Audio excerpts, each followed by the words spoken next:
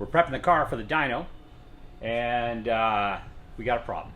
No! Welcome to another episode of VTEC Academy. You're about to get schooled.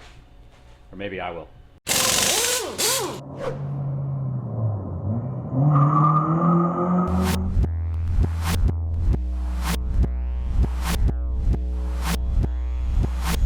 This thing's run like trash.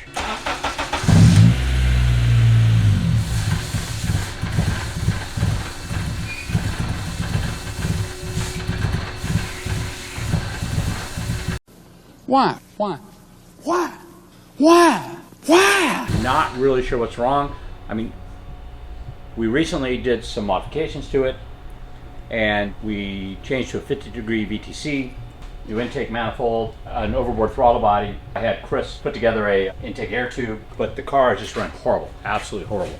And I'm not really sure what's causing the problem. Gonna have to get diagnostic with it and see if we can't figure it out. I'm hoping that the computer's gonna tell me something. So first is I'm gonna fire up the laptop, connect it to the K-tuner, and see if we can't find what might be the problem.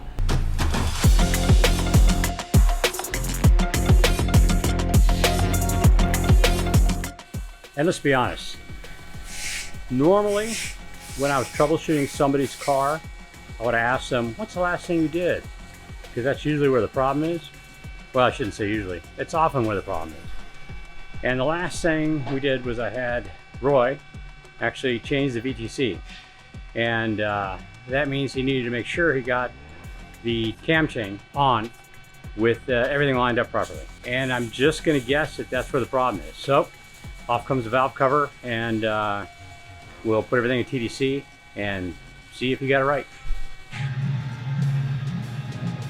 Those are correct.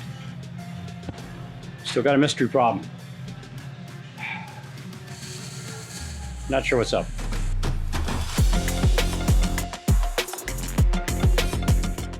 We were scrambling on this EG trying to get it finished. We did all sorts of stuff to try to figure out what was making it idle so poorly.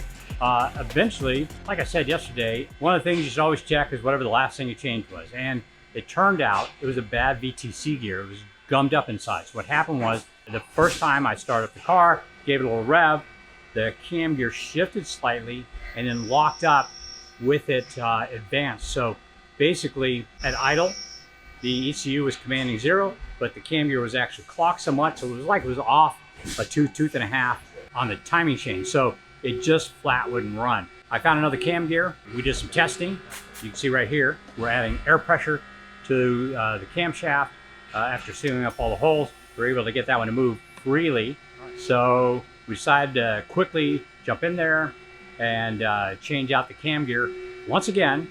And this time when we fired up, it ran nice. Other than just being a slightly rough from having kind of some old fuel in it, car runs very, very well. So we're ready for our dyno appointment tomorrow.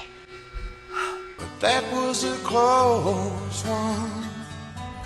I was a little bit worried. I had to cancel the dyno appointment once before for a different reason, and I was really feeling bad about doing that to our friend Tim over at Exact Dyno. But we got it running.